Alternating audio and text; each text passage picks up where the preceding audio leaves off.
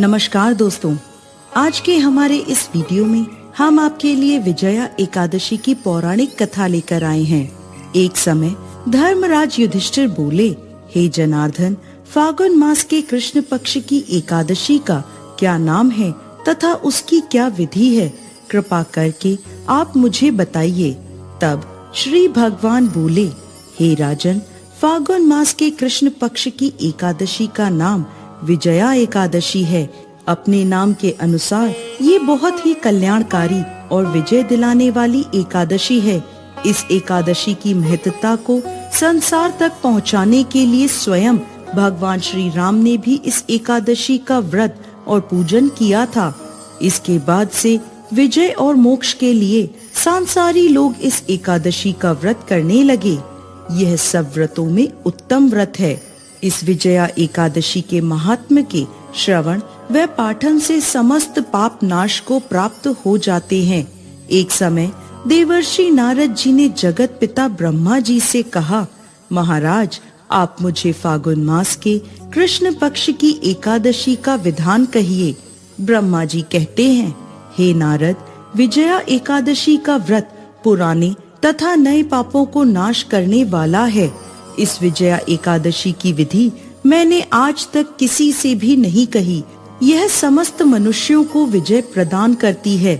त्रेता युग में मर्यादा पुरुषोत्तम श्री राम को जब 14 वर्षों का वनवास हो गया, तब वे श्री लक्ष्मण तथा सीता जी सहित पंचवटी में निवास करने लगे। वहाँ पर दुष्ट रावण ने जब सीता जी का हरण किया, तब इस समाचार से श्री रामचंद्र जी तथा लक्ष्मण अत्यंत व्याकुल हुए और सीता जी की खोज में चल दिए। घूमते घूमते जब वो मरणासन जटायु के पास पहुँचे, तो जटायु उन्हें सीता जी का वृत्तांत सुनाकर स्वर्गलोक चला गया। कुछ आगे जाकर उनकी सुग्रीव से मित्रता हुई और बाली का वध किया। हनुमान जी ने लंका में जाकर सीता जी का पता लगाया और उनसे श्री रामचंद्र जी और सुग्रीव की मित्रता का वर्णन किया। वहाँ से लौटकर हनुमान जी ने भगवान राम के पास आकर सब समाचार कहे। तब श्री रामचंद्र जी ने वानर सेना सहित लंका की ओर प्रस्थान किया। जब वह समुद्र के किनारे पहुँचे, उस अगाध समुद्र को देखकर लक्ष्मण जी से कहा कि इस समुद्र को हम किस प्रकार से पार करेंगे। श्री लक्ष्मण जी ने कहा, हे पुरुषोत्तम, आप आदि पुरुष हैं, सब कुछ जानते हैं। यहाँ से आधा योजन दूरी पर कुमारी द्वीप में वक्लाद्भय नाम के मुनि रहते हैं। उन्होंने अनेक ब्रह्मा देखे हैं। आप उनके पास जाकर इसका उपाय पूछिए।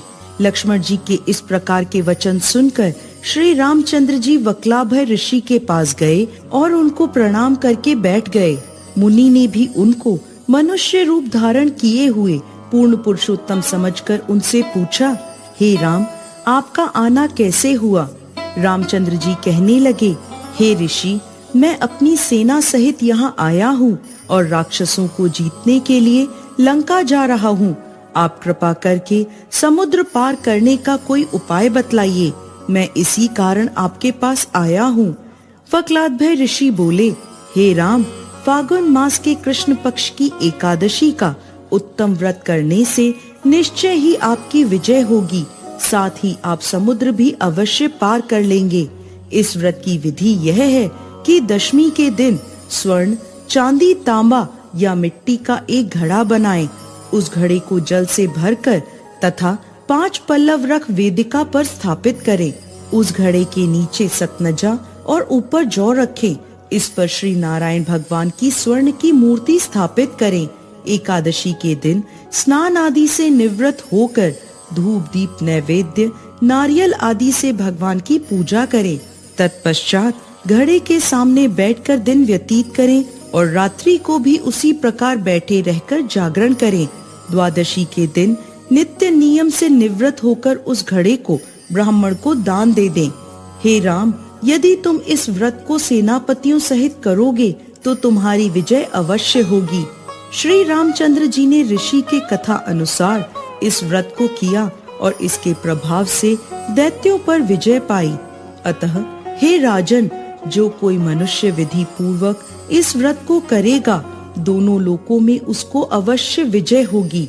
श्री ब्रह्मा जी ने नारद जी से कहा था, हे पुत्र, जो कोई व्यक्ति इस व्रत के महात्म्य को पढ़ता या सुनाता है उसको वाजपेय यज्ञ का फल प्राप्त होता है। जय श्री हरि विष्णु।